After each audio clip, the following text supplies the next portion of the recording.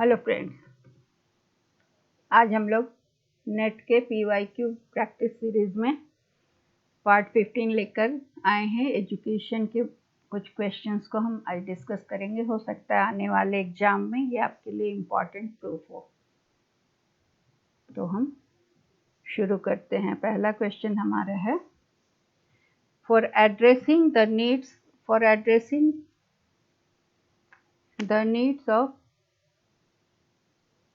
learners through a curriculum design, which of the following base have to be relied upon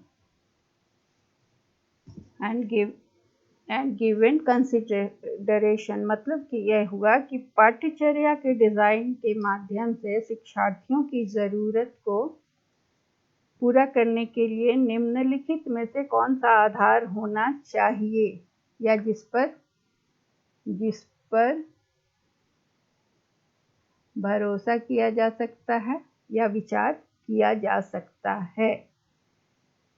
ठीक है, तो पहला है development stage of the learner, शिक्षार्थी का विकासात्मक चरण। Socio cultural background of the learner, शिक्षार्थी का सामाजिक और सांस्कृतिक पृष्ठभूमि। Dominant caste structure from which learners hello, मतलब जहाँ से शिक्षार्थी की प्रमुख जाति संरचना जिससे शिक्षार्थी आता हो, जिससे शिक्षार्थी बिलोंग करना, जहाँ से वो रहता है, उस जाति संरचना। और mobility of the learners family, शिक्षार्थी के परिवार की गतिशीलता। Cognitive characteristic of the learner. तो इसमें हमें चुनना है कि कौन कौन सा ऑप्शन सही है। तो हमें यहाँ देखने से लग रहा है कि सब सही है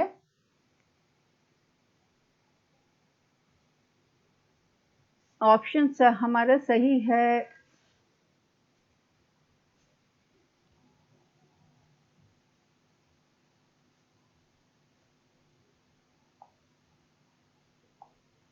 ए।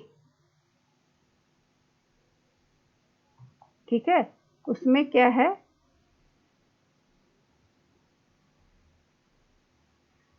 ए में हमारा दिया हुआ है 1, 2 and 5। तो 1 क्या बता रहा है? 1 बता रहा है डेवलपमेंट स्टेज ऑफ लर्नर।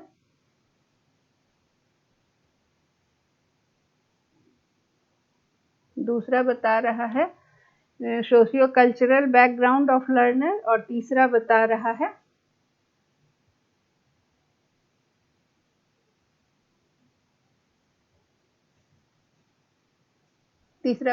हमें 5वां number, that is cognitive characteristic of learner. तो इसमें हमें पहले तो ऑप्शन को टिक कर देते हैं कि पहला आंसर इज ए। अब हम इसको समझते हैं क्यों ए है। ठीक है, तो करिकुलम डिज़ाइन का जो बेस होता है या जो आधार होता है ना, वो 4 क्वेश्चन के आधार पर होता है। करिकुलम का डिज़ाइन 4 क्वेश्चन के आधार पर होता है कि क्या होना चाहिए, किस तरह का कंटेंट इसमें इंक्लूड होना चाहिए, और क्या रणनीति होनी चाहिए, क्या साधन होंगे और क्या एक्टिविटीज़ इसमें डाली जाए, और इस डिज़ाइन का रिजल्ट को कैसे हम जानेंगे। ठीक है, तो ये जो कौन कौन सा बेस हमको देखना है, तो ये जो है गिल्स का बताना है, या जाइल्स इसको कहते हैं कि कंटिन्यूअस 4 कंपोनेंट की जो ऊपर हमने डिस्कस किया कि क्या होना चाहिए, कितना कंटेंट इंक्लूड होना चाहिए, और क्या नीति, रिसोर्स और एक्टिविटीज़ होना चाहिए, और इस तरह का डिज़ाइन को कैसे हम अप्रेजल करेंगे, इसका असेस कैसे करेंगे। तो इसमें क्या क्या चीज़ हमको देखना है, ह्यूमन डेवलपमेंट, मतलब development stage of the learner. तो ह्यूमन ग्रोथ का, मानव के ग्रोथ का बहुत सारा एस्पेक्ट को देखना होगा करिकुलम को बनाते समय। इसलिए हम ह्यूमन डेवलपमेंट के बारे में या डेवलपमेंटल स्टेज ऑफ लर्नर को जानना जरूरी है। यहाँ पर क्या है कि teacher knowledge about human development जब होगा टीचर को, तब वह करिकुलम डेवलप कर सकेगा। और करिकुलम जब इस तरह से डेवलप होगा तो वो क्या है कि बहुत सारा डेवलपमेंट स्टेज जो है लर्नर का और एज का सब को कंसीडर करेगा। फिर सोशल फोर्सेस आता है जो कि नंबर 2 है, सोशियो कल्चरल। पहला हमने देखा कि ये शिक्षार्थी का विकासात्मक चरण, दूसरा है सोशियो कल्चरल बैकग्राउंड। इसमें क्या है कि सोशल फोर्स जो होता है सोसाइटी का, वो स्कूल के फंक्शनिंग को सीधे प्रभावित करता है, क्योंकि स्कूल जो है समाज का ही एक अंग है। तो ये सामाजिक फोर्सेस जो होते हैं वो समाज के कल्चरल और सोशल गोल्स और ये सब चीज को कंसीडर करते हैं। ठीक है, तो ये पाठ्यचर्या के डिजाइन में मानव विकास का सबसे ज्यादा विभिन्न पहलुओं को स्कूल में उपयोग किया जाता है। उसके बाद सामाजिक ताकतें, सामाजिक फोर्सेस जो होता है वो प्रत्यक्ष या परोक्ष रूप से स्कूल के कामकाज को प्रभावित करती हैं। और ये सामाजिक फोर्सेस जो होते हैं, ये सामाजिक लक्ष्य, सांस्कृतिक एकरूपता और विविधता, समाज में जो सांस्कृतिक एकरूपता भी है और विविधता है, सबको लेकर चलती है। सामाजिक परिवर्तन भविष्य की योजना और संस्कृति की अवधारणा में दिखती है। इसलिए पाठ्यक्रम के डिजाइन में सोशियो कल्चरल बैकग्राउंड शामिल है, क्योंकि हमारा देश क्या है, बहुसांस्कृतिक देश है ना। उसके बाद है कि यहाँ सामाजिक ताकतें जो हैं हमारे एजेंडा को निर्धारित करती हैं। और सबसे बड़ी बात ये है कि सामाजिक मोबिलिटी भी हमें प्रभावित करती है। तो ये जिस तरह का ज्ञान है या जिस तरह का नॉलेज है लोगों को, ये करिकुलम का एक आधार बनता है। ये बताता है कि नॉलेज और सूचना में अंतर होती है। तो नॉलेज ज़्यादा अच्छा है, ये कैसे प्रोसेस होता है, क्योंकि ये थॉट को प्रोसेस करता है। थॉट को प्रोसेस करने से नॉलेज प्रोसेस और थॉट प्रोसेस दोनों एक दूसरे से जुड़े हुए हैं। इसलिए टीचर, साइकोलॉजिस्ट, रिसर्चर और फिलोसोफर्स सभी को ये प्रश्न प्रभावित करता है। और इस प्रश्न का उत्तर देने के लिए नॉलेज को करिकुलम में ऑर्गेनाइज किया जाता है। तो इसमें क्या है कि cognitive structure of the learner को भी इंक्लूड किया जाता है। ठीक है, पांचवें और नेचर। अब जो लर्निंग का नेचर जो होता है ना, वो उसमें बहुत सारी चीज़ों को रिसर्च किया जाता है। तो इसमें लर्निंग थ्योरी को भी ध्यान देकर बिहेवियरिस्ट थ्योरी और कॉग्निटिव थ्योरी जो भी लर्निंग का है, पियाजे का दिया हुआ बिहेवियर, जो भी इकोनॉमिस्ट हैं, स्किनर, थॉर्नडाइक, सबकी थ्योरीज को ध्यान में रखकर करिकुलम डिजाइन किया जाता है। इसलिए इसका आंसर है A. Question number 2, the academic and administrative reform Committee of UGC has given recommendations in respect of curriculum development, suggesting some needed steps. Identify them from following list. UGC के शैक्षणिक और प्रशासनिक सुधार समिति ने कुछ आवश्यक कदमों का सुझाव देते हुए पाठ्यक्रम के विकास संबंध में कुछ सिफारिशें दी हैं। उन सिफारिशों को, उन रिकमेंडेशंस को पहचानिए। तो अभी हम देख रहे हैं कि करिकुलम से ज़्यादा क्वेश्चन है। जो पोर्शन मैंने उठाया उसमें करिकुलम से रिलेटेड, तो ऐसा नहीं है कि करिकुलम से एक ही क्वेश्चन आता है, बहुत तरह के क्वेश्चन आते हैं। मैंने पहले की वीडियो में भी डिस्कस किया है, आप लोग इस पर ध्यान देंगे। ठीक है, तो इसमें पहला है कि पाठ्यक्रम, कौन से कारक हैं जो पाठ्यक्रम को परिवर्तन लाने के लिए प्रभावित करते हैं। तो इसमें है development model of curriculum, updation and revision of curriculum to a limited extent every year, substantiality of every 3 years. तो ये जो सुधार समिति है ना, यूजीसी की शैक्षणिक और प्रशासनिक सुधार समिति ने बोला है कि पाठ्यक्रम का अद्यतनीकरण मतलब अपडेशन और संशोधन प्रत्येक वर्ष में एक सीमित सीमा तक और पर्याप्त रूप से 3 वर्ष में एक बार। इसका आंसर है हमारा बी, इसलिए हम इस सारे ऑप्शंस को डील करते हैं। तो क्या बताया है, सबसे पहले बताया है कि हर वर्ष थोड़ा थोड़ा सीमित सीमा तक और फिर हर 3 वर्ष में पर्याप्त मतलब लार्ज स्केल पर रिवीजन होना जरूरी है। फिर क्या बताया है, तीसरा नंबर है updation of curriculum to be carried out in terms of current knowledge, national and international development. मतलब पाठ्यक्रम में जो नवीकरण होगा या अपडेशन होगा वो किस किस चीज़ के आधार पर किस संदर्भ में होगा? पहला तो वर्तमान नॉलेज, फिर राष्ट्रीय और अंतर्राष्ट्रीय संदर्भ में जो विकास होता है, अंतर्राष्ट्रीय विकास के संदर्भ में, मतलब ऐसा नहीं है कि राष्ट्रीय और अंतर्राष्ट्रीय जो सिनेरियो है वो रुका हुआ है, उसमें लगातार विकास होता है, चेंजेस आते हैं, तो उसके आधार पर पाठ्यक्रम में परिवर्तन होना चाहिए या सुधार होते रहना चाहिए। ठीक है।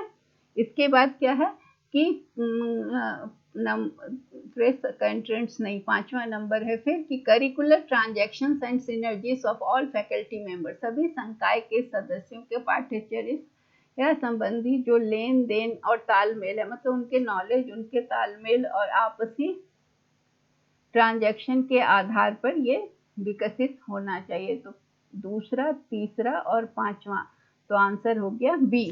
ठीक है। तो करिकुलम में सुधार हमेशा होते रहना चाहिए, क्योंकि देश का विकास होता है और वर्तमान स्थिति, राष्ट्रीय अंतर्राष्ट्रीय विकास के आधार पर भी टीचर्स के ट्रांजैक्शंस जैसे आपस में उनके ज्ञान का लेन देन होता है, उसके आधार पर भी। फिर है क्वेश्चन कि विच of the following factors influence curriculum change. अभी देखो तीनों सवाल करिकुलम से ही जुड़ा हुआ है। तो पहला है कौन सा कारक पाठ्यचर्या परिवर्तन को प्रभावित करते हैं? ज्ञान में वृद्धि, ग्रोथ इन नॉलेज, टेक्नोलॉजी में परिवर्तन, प्रौद्योगिकी परिवर्तन, needs and aspirations of people, लोगों की जरूरतें और आकांक्षाएं, जॉब प्लेसमेंट, मतलब कहाँ जॉब लगती है, फिर अवेलेबिलिटी ऑफ कॉम्पिटेंट टीचर्स। इन सब चीज़ों पर किस किस चीज़ पर जोर दिया गया है? तो पहला है ग्रोथ इन नॉलेज, ज्ञान में जैसे जैसे वृद्धि होती है वो करिकुलम चेंज को प्रभावित करता है, ज्ञान में वृद्धि से करिकुलम बदलता है। फिर है टेक्नोलॉजी में परिवर्तन होने से भी करिकुलम बदलता है। देखिए करिकुलम में अब डिजिटल और आईसीटी वगैरह आ गया है, टेक्नोलॉजी बदल रहा है इसलिए।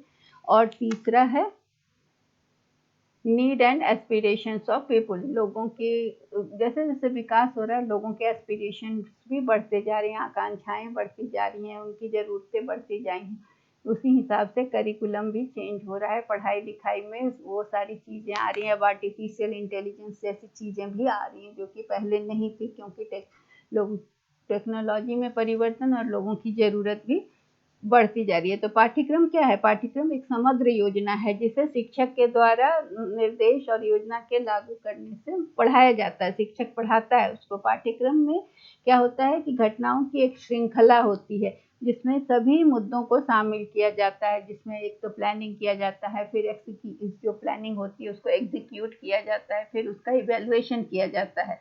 तो तकनीकी युग है, अभी शिक्षा बदल रही है। अभी आप सबने देखा कि इस समय जो कोरोना पैंडेमिक के समय में सारी पढ़ाइयाँ डिजिटल हो गई। तो ये जो शिक्षा, तकनीकी युग में शिक्षा बदल रही है, इसलिए पाठ्यक्रम तो बदलना जरूरी है जो पाठ्यक्रम के परिवर्तन को प्रभावित करते हैं। तो प्रौद्योगिकी में परिवर्तन होने से क्या हुआ कि विज्ञान और प्रौद्योगिकी में परिवर्तन से पर्यावरण में नियंत्रण हासिल करने और विकास, बहुत हमने विकास किया इससे, और विज्ञान और प्रगति में जो प्रौद्योगिकी में जो भी प्रगति हुई उससे पाठ्यक्रम प्रभावित हुआ और ज़्यादा संसाधनपूर्ण पाठ्यक्रम बनाया गया सीखने के लिए, और संसाधनों का यूज सीखने के लिए पाठ्यक्रम में आधुनिक बदलाव लाया गया। फिर आईसीटी पाठ्यक्रम में आया और ये बहुत बदलाव लाया, और छात्र भी आजकल आईसीटी से लैस हैं, उनके भी नॉलेज में बहुत सारी चीज़ें बढ़ रही है। अब आर्टिफिशियल इंटेलिजेंस आ रहा है जो कि मतलब प्रौद्योगिकी का बहुत ज़्यादा परिवर्तन है। ज्ञान में वृद्धि के लिए क्या है कि ज्ञान का पुनर्गठन हो रहा है और कौशल में वृद्धि करने की ज़रूरत हो रही है। और अब मार्गदर्शक के रूप में टीचर हो गए। पहले क्या थे? टीचर पहले थे ज्ञान के पुरोहित, अब हो गए वो मार्गदर्शक। तो वो फैसिलिटेटर हो रहे हैं बच्चों के।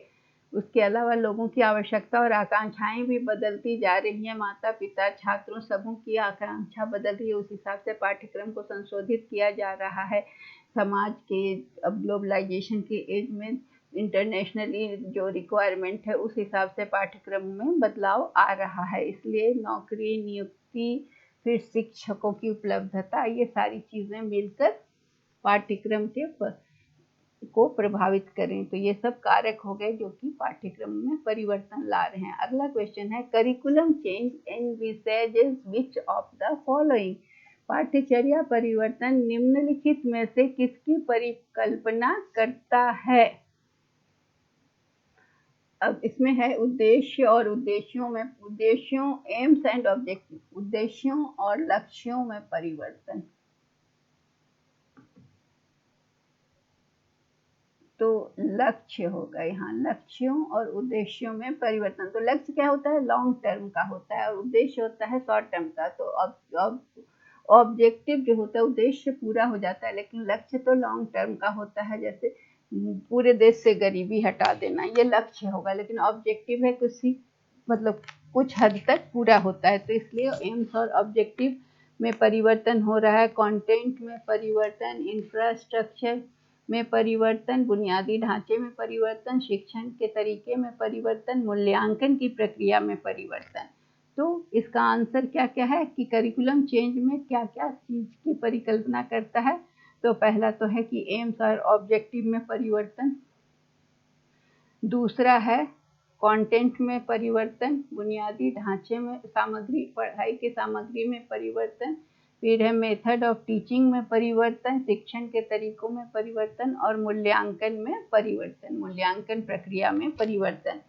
क्यों करिकुलम में चेंज हो रहा है? क्योंकि हमारे कंट्री में करिकुलम सोशियो एजुकेशनल जो भी चेंज हो रहा है उसकी वजह से परिवर्तन हो रहा है।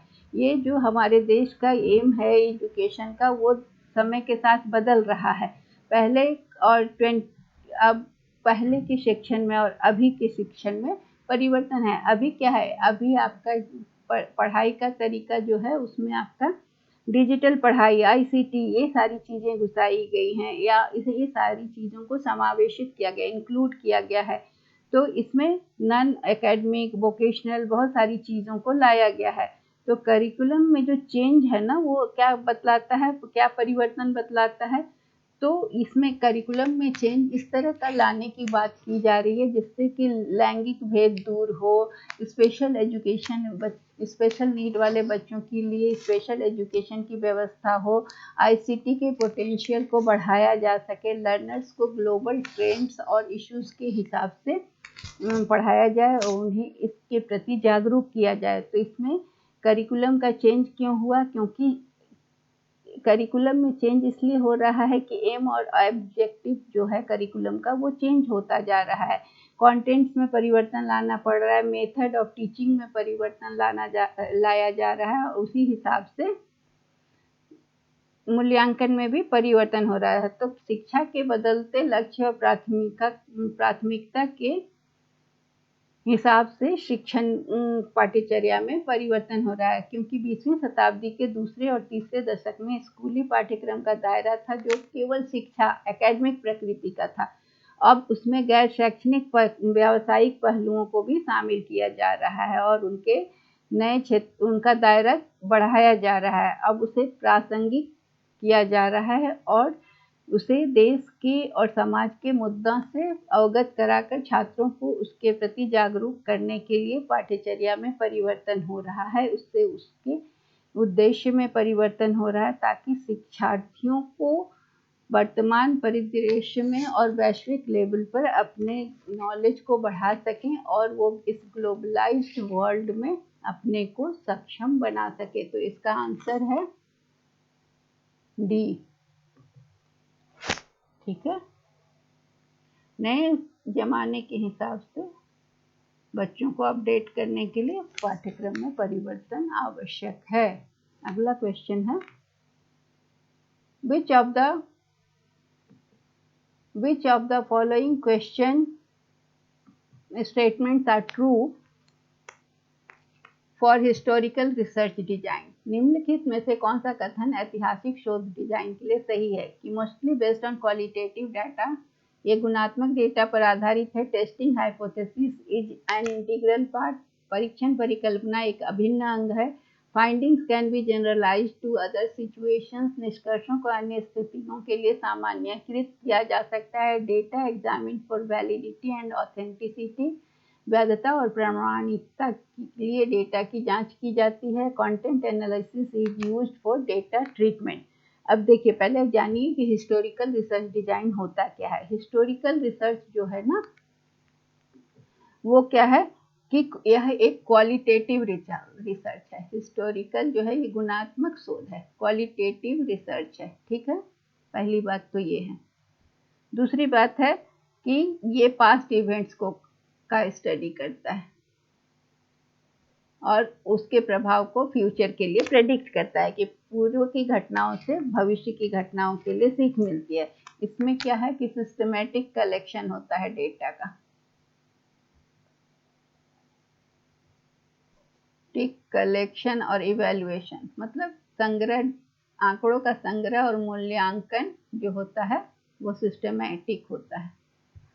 उसके अलावा है कि पास्ट को रिकंस्ट्रक्ट करने की प्रक्रिया है, फिर पुनर्निर्माण, पास्ट को फिर से रिकंस्ट्रक्ट करने की प्रक्रिया है।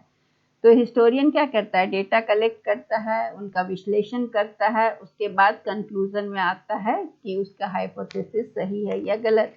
तो ये रिसर्चर जो है वो प्रीवियस इंफॉर्मेशन और इवेंट्स को माइन्यूटली अध्ययन करता है और उनकी वैलिडिटी को टेस्ट करता है। तो ये क्या है कि क्वालिटेटिव डेटा पर आधारित होता है, क्वालिटेटिव डेटा पर आधारित होता है, गुणात्मक।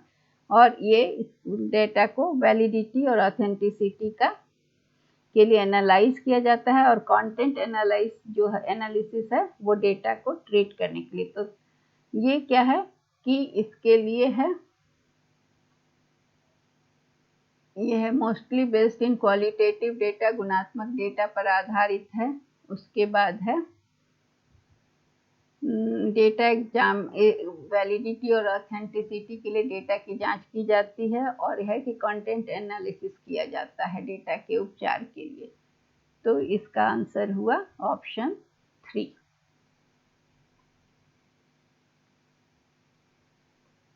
ठीक है, तो हिस्टोरिकल रिसर्च या ऐतिहासिक अनुसंधान डिजाइन क्या है, गुणात्मक शोध है।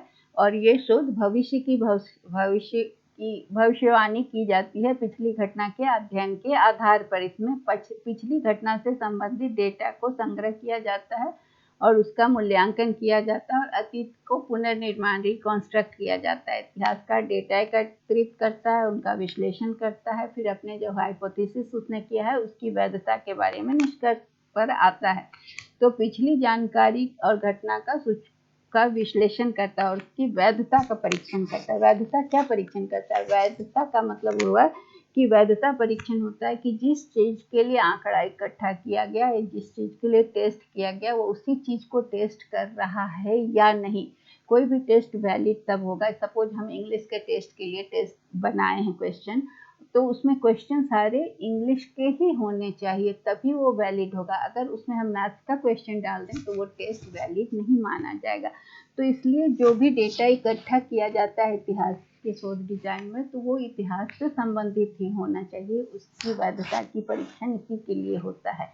और ये गुणात्मक डेटा पर आधारित होता है और इसका विश्लेषण डेटा के उपचार के लिए किया जाता है। तो इसका आंसर हो गया सी। अगला क्वेश्चन है, which of the following statement are true for reliability of a research tool.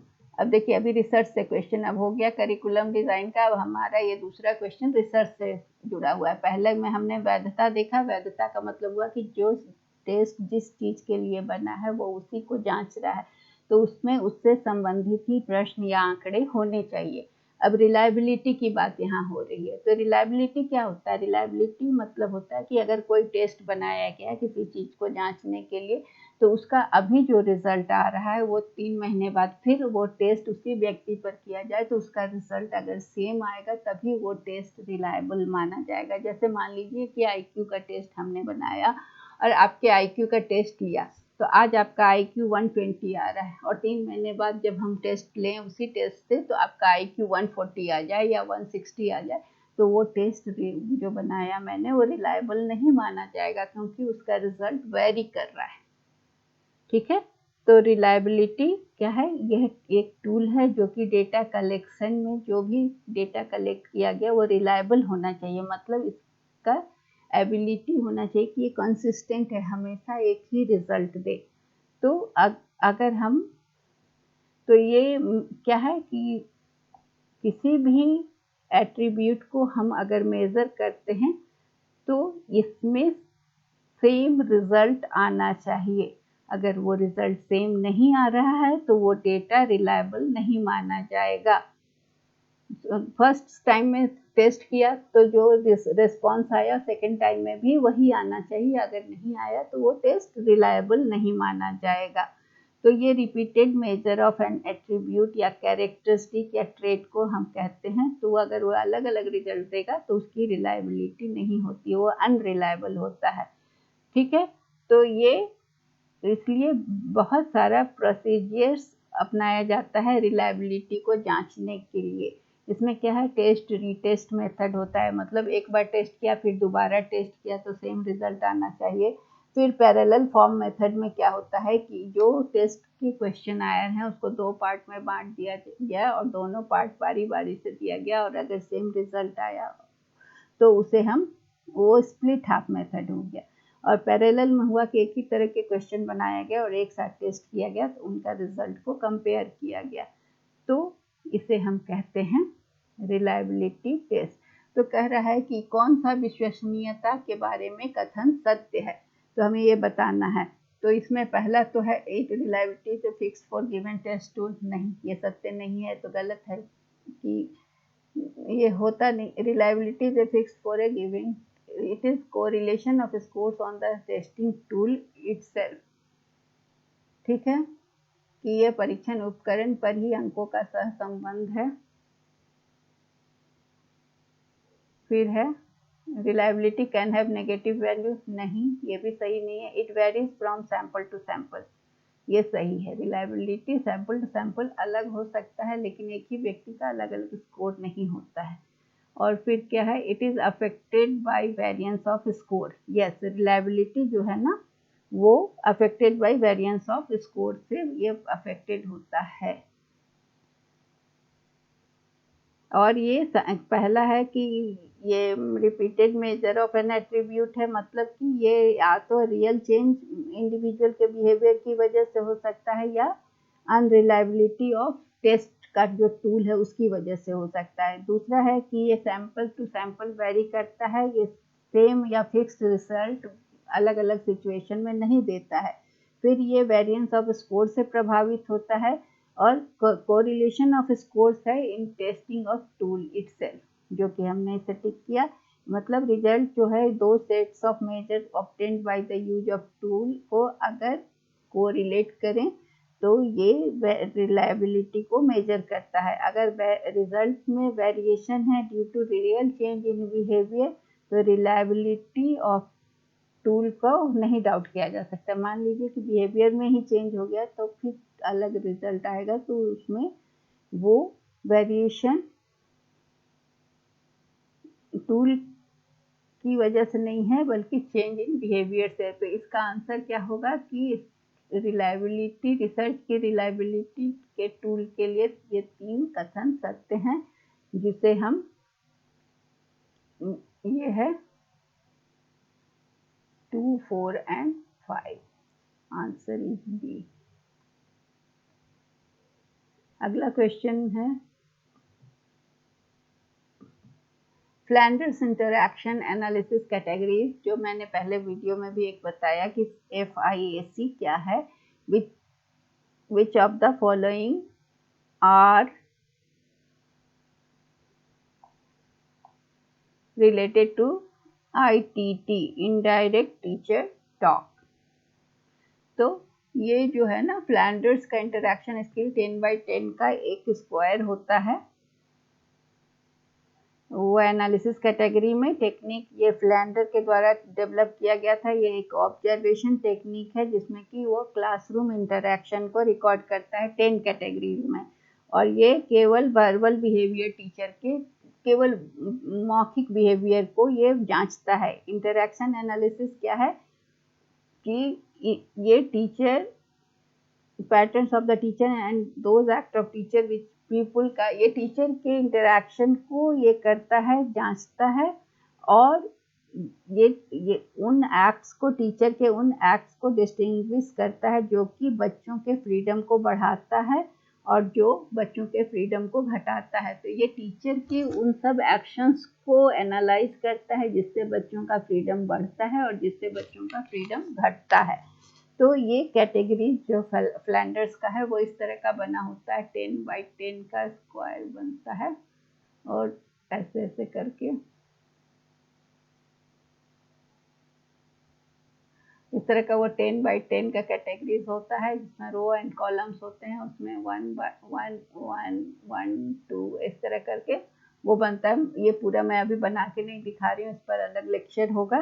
तो इस तरह से उसमें कैटेगरीज बने होते हैं और 10 कैटेगरी सिस्टम होता है जिसमें सारे इवेंट्स क्लासरूम में जो होते हैं उनको क्लासिफाई किया जाता है 3 सेक्शन में, 3 मेजर सेक्शन में। पहला होता है, 3 सेक्शन में बांटा जाता है। पहला टीचर टॉक, दूसरा होता है स्टूडेंट टॉक,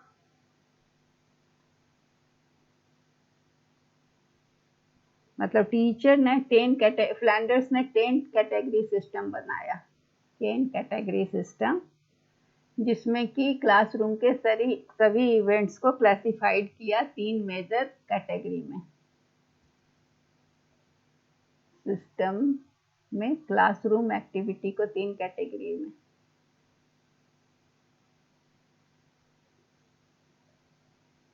इन 3 कैटेगरीज में। एक है टीचर टॉक, पहला है स्टूडेंट टॉक कैटेगरी, और तीसरा है साइलेंस और कंफ्यूजन। या तो साइलेंस हो गया, बच्चे कुछ नहीं बोल रहे, या तो कंफ्यूजन।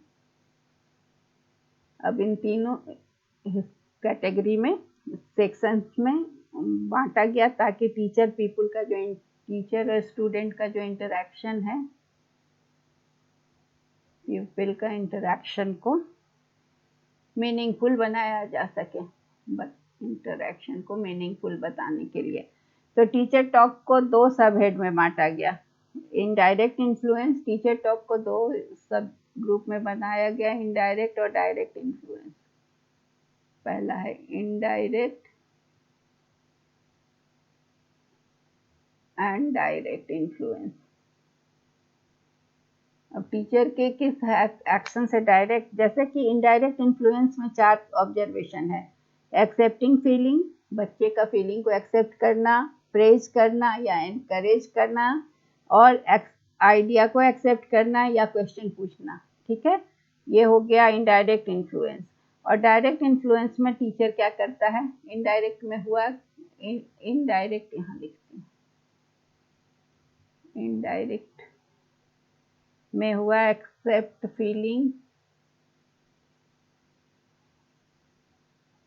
पहला, दूसरा हुआ प्रेजिंग और एनकरेजिंग, तीसरा हुआ एक्सेप्टिंग आइडियाज। पहला फीलिंग को एक्सेप्ट करना, आइडियाज, बच्चे का जो भी फीलिंग है उसको समझना, आइडियाज को समझना, क्वेश्चन पूछना। ठीक है, और डायरेक्ट में क्या होगा, यहाँ लिखती हूँ डायरेक्ट। डायरेक्ट में टीचर का इन्फ्लुएंस होता है लेक्चर, पहला लेक्चरिंग, दूसरा गिविंग डायरेक्शन, निर्देश देना, और तीसरा क्रिटिसाइजिंग, टीचर अगर बच्चे का क्रिटिसाइज कर रहा है। तो ये हो गया टीचर टॉक। अब स्टूडेंट टॉक में क्या होता है, स्टूडेंट टॉक को मैं दूसरे कलर से लिखती हूँ। स्टूडेंट टॉक में टीचर को रिस्पॉन्ड करना टू टीचर,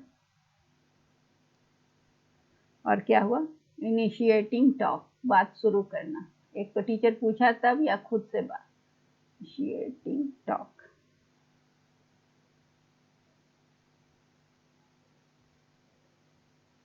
ठीक है, तो इसमें क्या है कि, और तीसरा है साइलेंस और कंफ्यूजन। इसमें क्या होता है कि किसी भी चीज को हैंडल करने के लिए ना टीचर बोल रहा है, ना no teacher talk, no student talk, उसे साइलेंस करते हैं, नो स्टूडेंट टॉक।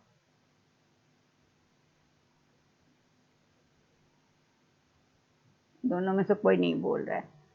तो यहाँ पर फ्लैंडर का इंटरैक्शन एनालिसिस जो है ना, वो क्या बोल रहा है कि इनडायरेक्ट टीचर टॉक में क्या क्या चीज आया।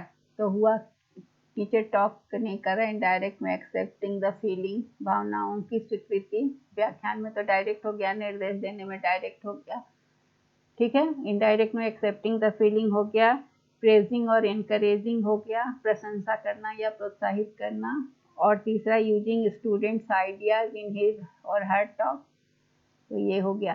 तो 3, 4, 3, 5 and 6, so answer is B.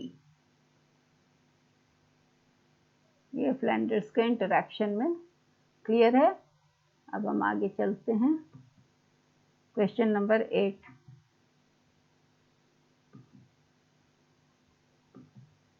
Which of the following learning outcome based behaviors belong to the category of being high in terms of taxonomic categories of cognitive domain? निम्नलिखित में से कौन सा सीखने के परिणाम आधारित व्यवहार उच्च श्रेणी में है संज्ञात्मक डोमेन के टैक्सोनॉमिक श्रेणियों में? तो देखिए, बेंजामिन ब्लूम ने टैक्सोनॉमी डेवलप किया था। बेंजामिन ब्लूम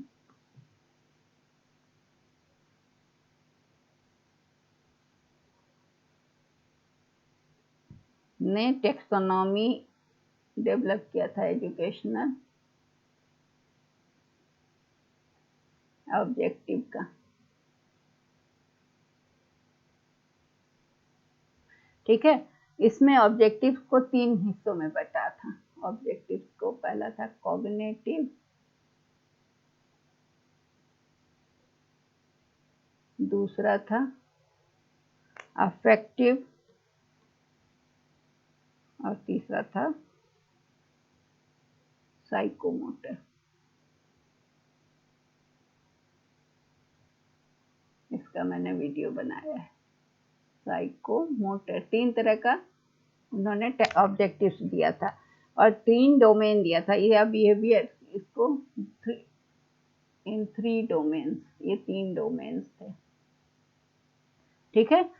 तो ये तीनों डोमेन से जो रियल लाइफ बिहेवियर है वो होता है रियल लाइफ में। तो स्टूडेंट जब लिखते हैं तो साइकोमोटर हुआ, ठीक है। राइटिंग कौन सा बिहेवियर हुआ? साइकोमोटर, क्योंकि इसमें हैंड एंड माइंड का कोऑर्डिनेशन हो रहा है, साइकोमोटर। और जब वो याद करके लिख रहे हैं, राइटिंग में रिकॉल कर रहे हैं, तो ये कॉग्निटिव हो गया, याद कर रहे हैं, सोच रहे हैं, है ना। और उनको कुछ लिखते समय उनको कुछ फीलिंग भी होगा मन में, तो ये अफेक्टिव हो गया। तो कहना है कि तीनों डोमेन का प्रयोग करते हैं स्टूडेंट जब कुछ काम करते हैं। तो कॉग्निटिव डोमेन को कहते हैं थिंकिंग डोमेन, इसको हम थिंकिंग डोमेन भी कहते हैं। इसमें क्या क्या चीज़ है? थिंकिंग डोमेन में आता है नॉलेज, मैं केवल के लिखती हूँ, नॉलेज। उसके बाद आता है कॉम्प्रिहेंशन, फिर आता है एप्लीकेशन, फिर होता है एनालिसिस, फिर होता है सिंथेसिस, और चौथा उसके बाद होता है इवैल्यूएशन। तो ये 6 होते हैं, 6 बेसिक ऑब्जेक्टिव ब्लूम टैक्सोनॉमी के और कॉग्निटिव डोमेन में होता है। ये ऑब्जेक्टिव कहलाता है कि हायरार्की में होता है और हर स्किल अपने पहले बनता है, उसके बाद दूसरा। तो इसमें क्या है कि ये हो गया कॉग्निटिव टैक्सोनॉमी। इसमें रिमेंबर करते हैं, पहला में नॉलेज से रिमेंबर, कॉम्प्रिहेंशन से अंडरस्टैंडिंग, फिर अप्लाई करते हैं जो सीखे उसको, फिर एनालाइज करते हैं जो भी नॉलेज है या कोई चीज़ को अलग अलग पार्ट में करके उसको एनालिसिस करते हैं, फिर उसको सिंथेसाइज करके एक साथ करके फिर उसको जज करते हैं।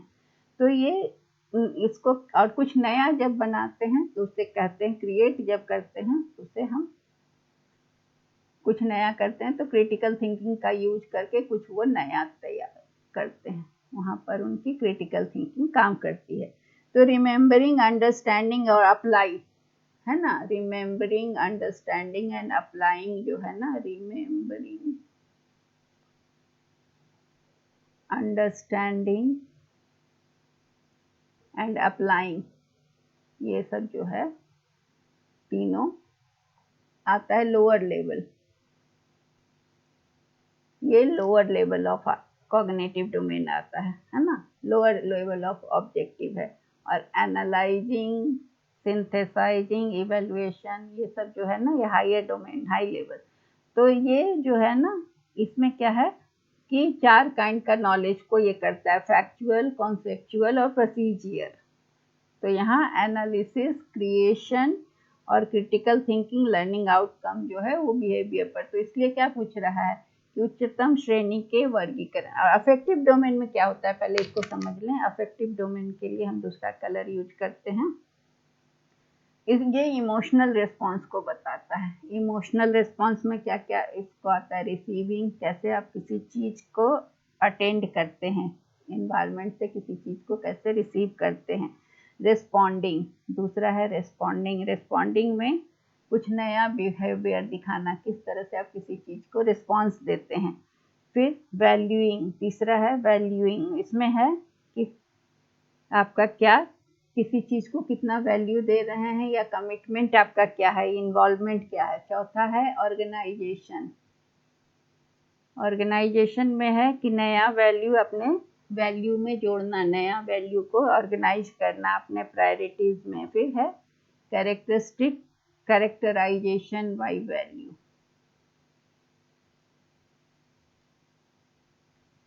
इसमें क्या है कि किसी भी नई वैल्यू के साथ अपने को शामिल करके कंसिस्टेंटली उसे फॉलो करना। और साइकोमोटर डोमेन में क्या होता है उसको भी हम अलग कलर से देख लें। Psychomotor domain,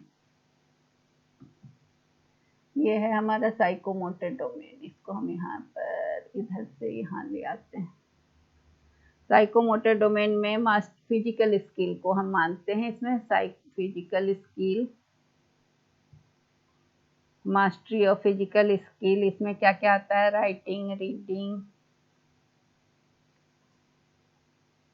making illustrations, diagram, maps, ये सब जो स्किल होता है इसे हम कहते हैं साइकोमोटर डोमेन। ठीक है, इसमें क्या है कि इसको बहुत अटेंशन नहीं दिया गया है कॉग्निटिव और अफेक्टिव डोमेन की तरह। तो हमारा क्वेश्चन है कि कौन सा उच्च स्तरीय श्रेणी के वर्गीकरण के तहत आता है, हमें ये बताना है। तो इसका आंसर है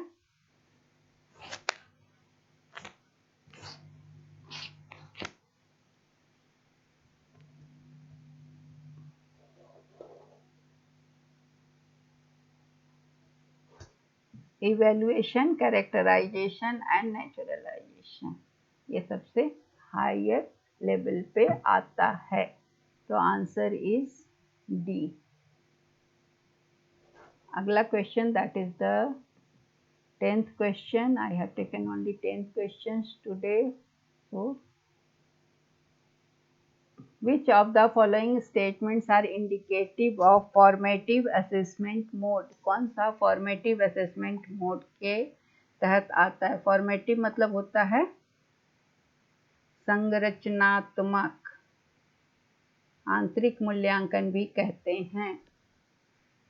ठीक है, इस मूल्यांकन में शिक्षक सीखने की प्रक्रिया के और सिखाने की प्रक्रिया के माध्यम से मूल्यांकन करता है। यह एक ऐसा मूल्यांकन है जिससे कि छात्र के दिन प्रतिदिन के परफॉर्मेंस को देखा जाता है और उसके आधार पर छात्रों को सफल होने के लिए शिक्षक अपने शिक्षण को संशोधित करता है और छात्रों को प्रेरित करने के लिए उन्हें प्रश्न पूछता है, प्रश्नों के उत्तर देने के लिए प्रोत्साहित करता है और छात्रों की प्रतिक्रियाओं का विश्लेषण करता है। इससे क्या है कि छात्रों के नॉलेज में इम्प्रूवमेंट होता है और ये फॉर्मेटिव असेसमेंट जो है ये इंटरनल इवेल्युएशन भी कहा जाता है इसको, और ये असेसमेंट टीचर को various forms of assessment question पूछना, लिखना, उनको प्रोत्साहित करना डे टू डे बेसिस पे बताता है, और टीचर क्वेश्चन पूछकर बच्चों को मोटिवेट करता है, उनको जहाँ गलती होती है उसे समझाता है, और अपने तरीके, पढ़ाने के तरीके को भी बदलता है। इसमें questionnaire, quiz, oral discussion, unit test सब आते हैं, जो मंथली टेस्ट होता है, वीकली टेस्ट होता है, ये सब फॉर्मेटिव इवेल्युएशन के फॉर्म होते हैं। इसमें रेमेडियल मेजर्स, जहाँ बच्चों को दिक्कत होती है वहाँ पर उन्हें असिस्ट भी किया जाता है। तो ये टीचर को, स्टूडेंट को फाइनल एग्जाम के लिए प्रिपेयर करता है यूनिट टेस्ट के जरिए। तो जहाँ भी बच्चों को दिक्कत होती है शिक्षक उन्हें वहाँ मदद करता है। तो इसमें क्या क्या आया? पहला आया encourage student to answer.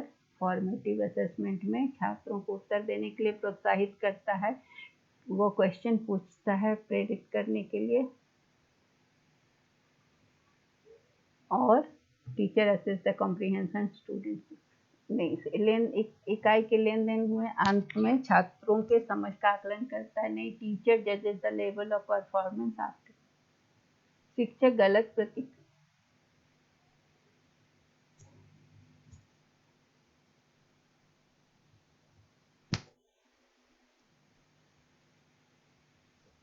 provides prompts to help students to avoid।